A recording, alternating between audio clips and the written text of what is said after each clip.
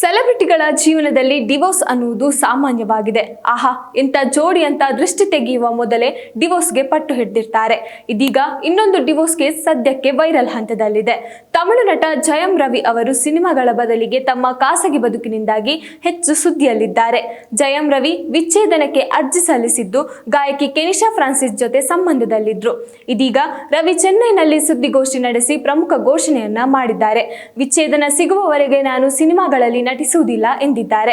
ರವಿ ತಮ್ಮ ಪತ್ನಿ ಆರತಿಯಿಂದ ಪ್ರತ್ಯೇಕವಾಗಿದ್ದು ವಿಚ್ಛೇದನಕ್ಕೆ ಅರ್ಜಿ ಸಲ್ಲಿಸಿದ್ದರು. ರವಿ ತಮ್ಮ ಮನೆಯನ್ನ ಸಹ ಪತ್ನಿಗೆ ಬಿಟ್ಟುಕೊಟ್ಟಿದ್ದರು. ಆದರೆ ಅವರಿಗೆ ಇನ್ನೂ ಅಧಿಕೃತವಾಗಿ ವಿಚ್ಛೇದನ ದೊರೆತಿಲ್ಲ. ಇದೀಗ ಸುದ್ದಿಗೋಷ್ಠಿ ನಡೆಸಿ ಭಾವುಕರಾಗಿ ಮಾತನಾಡಿದ ಅವರು, ನನ್ನನ್ನು ಗುಲಾಮನಂತೆ ಇರಿಸಿಕೊಂಡಿದ್ದರು ಎಂದಿದ್ದಾರೆ. ಸುದ್ದಿಗೋಷ್ಠಿ ಸಂದರ್ಭದಲ್ಲಿ ಜೋರಾಗಿ ಕಿರುಚಾಡಿ ಕೂಗಾಡಿ ಜಯಂ ರವಿ ಮಾತನಾಡಿದ್ದು, ಅದರ ವಿಡಿಯೋಗಳು ಇದೀಗ ವೈರಲ್ ಆಗಿವೆ. ನನಗೆ ವಿಚ್ಛೇದನ ಸಿಗುವವರೆಗೆ ನಾನು ಸಿನಿಮಾಗಳಲ್ಲಿ ನಟಿಸಲ್ಲ. ನನಗೆ ಆಗಿರುವ ಅವಮಾನಗಳು, ಹಾನಿ ಆಗಿರುವ ನನ್ನ ಖಾಸಗಿ ಬದುಕು ಎಲ್ಲವನ್ನ ನಾನು ಸರಿ ಮಾಡಿಕೊಳ್ಳುವೆ. ಅಲ್ಲಿಯವರೆಗೆ ನನಗೆ ನಟಿಸಲು ಆಗುವುದಿಲ್ಲ. ನಾನು ಸುಮ್ಮನೆ ಕೂರುವುದೂ ಇಲ್ಲ.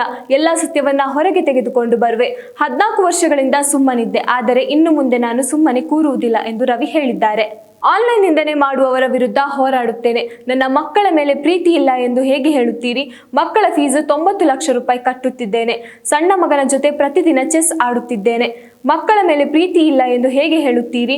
ಈಗ ನನ್ನ ಮಕ್ಕಳನ್ನೇ ನೋಡಲು ಬಿಡುವುದಿಲ್ಲ. ಶಾಲೆಗೆ ಬಾಡಿಗಾರ್ಡ್ ಜೊತೆಗೆ ಕಳಿಸುತ್ತಿದ್ದಾರೆ ಎಂದಿದ್ದಾರೆ. ನಾನು ಇದ್ದಾಗ ನನ್ನನ್ನ ಗುಲಾಮನಂತೆ ನೋಡಿದರು. ಇರಬೇಕಾದರೆ ನೋಡಿಕೊಳ್ಳಲು ಆಗಲಿಲ್ಲ ಅಂದ ಮೇಲೆ ಇಲ್ಲದೆ ಇದ್ದಾಗ ಮುಚ್ಚಿಕೊಂಡು ಇರಬೇಕು. ನಾನು ಸಾಕಷ್ಟು ನೊಂದಿದ್ದೇನೆ. ಈ ಆನ್ಲೈನ್ ನಿಂದನೆಯಿಂದ ಇನ್ನಷ್ಟು ನೋಯಿಸಬೇಡಿ. ಈಗಾಗಲೇ ಒಬ್ಬ ಮಹಿಳೆಯನ್ನ ಹಾಳು ಮಾಡಿದ್ದೀರಿ. ಚೆನ್ನೈನಿಂದ ದೂರ ಹೋಗುವಂತೆ ಮಾಡಿದ್ದೀರಿ. ಇದನ್ನು ಮುಂದುವರೆಸಬೇಡಿ. ಮುಂದಿನ ದಿನಗಳಲ್ಲಿ ಸಾಕಷ್ಟು ಸತ್ಯಗಳು ಹೊರಗೆ ಬರಲಿವೆ ಎಂದು ರವಿ ಹೇಳಿದ್ದಾರೆ. ರವಿ ಜೊತೆಗೆ ಆಪ್ತವಾಗಿದ್ದ ಗಾಯಕಿ ಕೆನಿಶಾ ಫ್ರಾನ್ಸಿಸ್ ಈಗ ರವಿ ಅವರ ಜೊತೆಗೆ ಬ್ರೇಕಪ್ ಮಾಡಿಕೊಂಡಿದ್ದಾರೆ ಎನ್ನಲಾಗುತ್ತಿದೆ. ಕನ್ನಡಿಯ ಮುಂದೆ ನಿಂತು ಸೆಲ್ಫಿ ಕ್ಲಿಕ್ ಮಾಡಿಕೊಂಡಿರುವ ಫೋಟೋವೊಂದನ್ನ ಕೆನಿಶಾ ಹಂಚಿಕೊಂಡಿದ್ದಾರೆ. ಅದಕ್ಕೆ ಅವರು ಬರೆದಿರುವ ಶೀರ್ಷಿಕೆ ನೆಟ್ಟಿಗರ ಗಮನವನ್ನ ಸೆಳೆದಿದೆ. ವಿದಾಯ ಚೆನ್ನೈ, ನಿನ್ನನ್ನು ತುಂಬಾ ಪ್ರೀತಿಸುತ್ತೇನೆ ಅಂದ ಹಾಗೆ ಅವನು ಈಗ ಸಂಪೂರ್ಣವಾಗಿ ನಿನ್ನವನೇ ಎಂದು ಬರೆದುಕೊಂಡಿದ್ದಾರೆ. ಅದರ ಬೆನ್ನಲ್ಲೇ ಇದೀಗ ರವಿ ಸುದ್ದಿಗೋಷ್ಠಿ ನಡೆಸಿ ಪರೋಕ್ಷವಾಗಿ ಪತ್ನಿಯ ವಿರುದ್ಧ, ಟ್ರೋಲಿಗರ ವಿರುದ್ಧ ಕಿಡಿಕಾರಿದ್ದಾರೆ.